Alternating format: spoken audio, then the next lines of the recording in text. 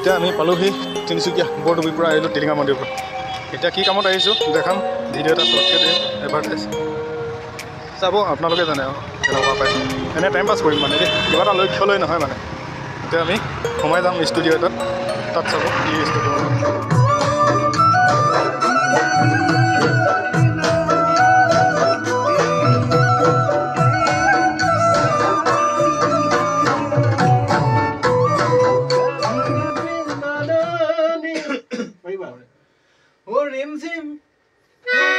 ৰিমঝিম ভনীতি বেকা কইনে হাঁহিবা ৰিমঝিম ভনীতি পগলা নকৰিবা খালে পৰাকৈ সুমেথিয়া দুখন গাল মিচিকৈ হাঁহিলে অন্তৰখনিত লাগে ভাল মা দেউতাৰ মৰমত কিমান দিন গাঁও আহিব না সেইটো কথা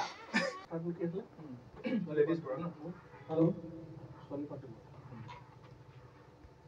কি হলে কৰো কৃষ্ণ গোসাই কলে